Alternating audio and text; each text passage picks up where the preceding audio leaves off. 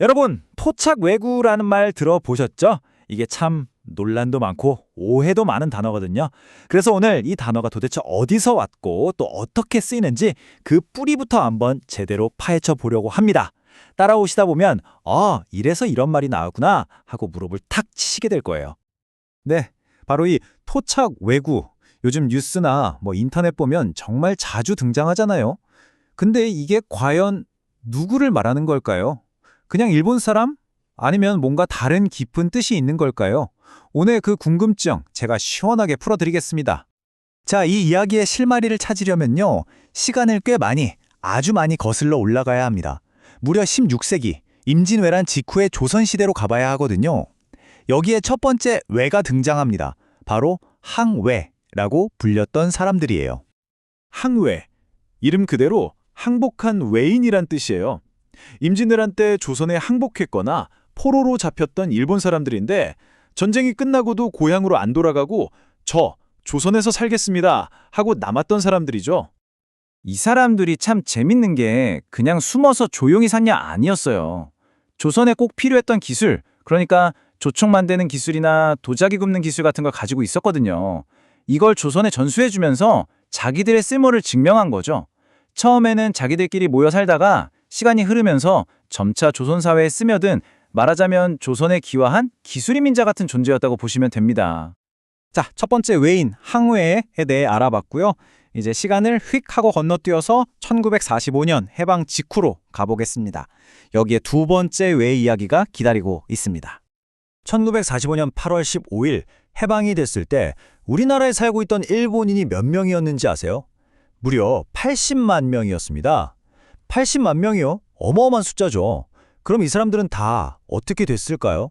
다 일본으로 돌아갔을까요? 네, 맞아요. 대부분은 돌아갔습니다.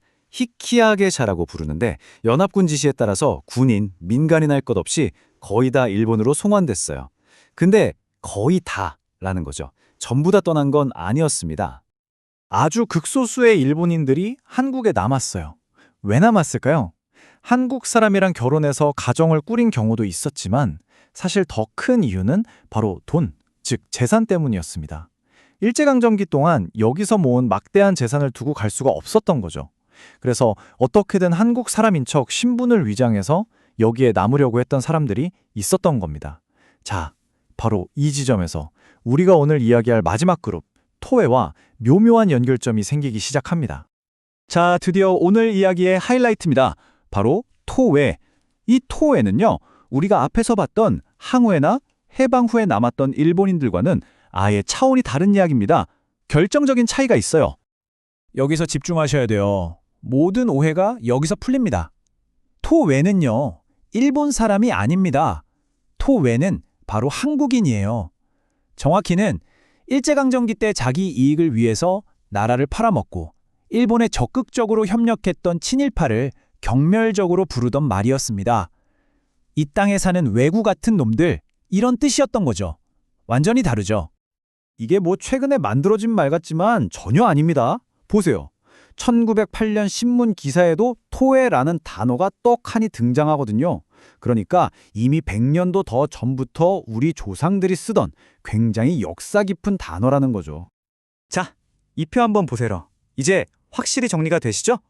항해는 조선에 동화된 일본인, 1945년 이후에 남은 사람들은 재산을 지키려던 극소수 일본인, 그리고 토해는 아예 다른 카테고리죠. 일본에 붙었던 한국인, 친일파, 정체성도, 살아온 방식도, 역사적인 평가도 완전히 다른 세 그룹입니다. 이 셋을 헷갈리면 안 된다는 거, 이게 오늘 이야기의 가장 중요한 포인트입니다. 자, 여기까지가 역사적인 팩트를 정리한 거고요. 근데 여기서부터는 조금 다른 이야기를 해보려고 합니다. 저희가 참고한 자료에 아주 흥미로운 가설이 하나 나오거든요. 1945년에 한국에 남았던 그 소수의 일본인들이 비밀리에 네트워크를 만들어서 그 후손들이 현대 한국 사회의 엘리트가 되었다라는 주장입니다. 이건 어디까지나 검증된 사실이 아니라 하나의 이론이라는 점 꼭 기억해 주시고요. 그냥 이런 시각도 있구나 하는 정도로 중립적으로 한번 들어봐 주세요. 이 이론의 핵심은 바로 숨겨진 네트워크입니다. 수십 년 동안 아무도 모르게 물밑에서 아주 조용하고 은밀하게 움직여온 어떤 조직이 있었다는 거죠. 이 이론에 따르면 이 네트워크가 3단계에 걸쳐서 힘을 키웠다고 합니다. 1단계, 신분 세탁, 2단계, 네트워크 결속, 그리고 마지막 3단계, 엘리트층으로 진입. 자, 한 단계씩 차근차근 짚어볼게요. 첫 번째 단계는 바로 신분 숨지기입니다. 특히 일제 때부터 일본인들이 많이 살았던 경상도 지역의 부자들이 있었겠죠. 이 사람들이 재산 때문에 일본으로 안 돌아가고 서류를 위조하거나 결혼을 하는 방식으로 한국인 행세를 했다는 겁니다. 당시 반일 감정에 하늘에 찔렀으니까 정말 철저하게 자신들의 정체를 숨겼어야 했겠죠.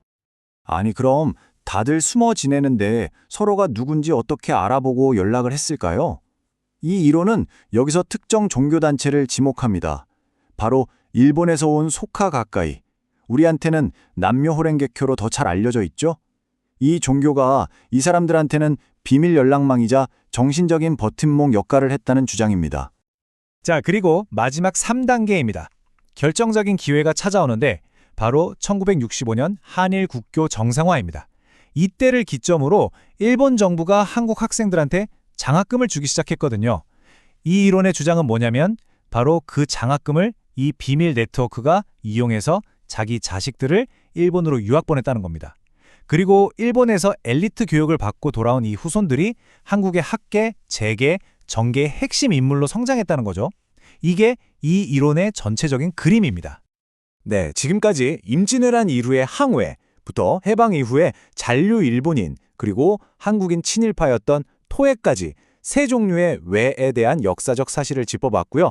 거기에 더해서 하나의 흥미로운 이론까지 살펴봤습니다. 참 복잡하죠? 그럼 이 이야기들이 지금 우리에게 어떤 의미가 있는지 한번 정리해 보겠습니다. 오늘 내용에서 다른 건 다 잊으셔도 이건 꼭 기억하셔야 합니다.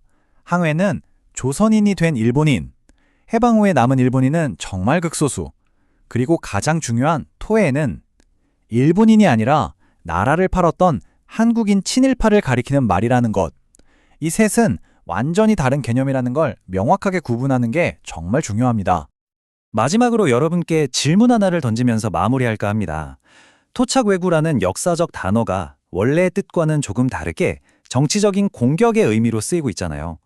그리고 오늘 소개해드린 이런 이론들이 마치 사실인 것처럼 퍼져나가기도 하고요. 이런 현상들이 과연 지금 우리 사회에 어떤 영향을 미치고 있을까요? 과거를 어떻게 기억하느냐가 결국 현재의 우리 모습을 결정하는 게 아닐까 하는 생각을 해보게 됩니다. 여러분의 생각은 어떠신가요?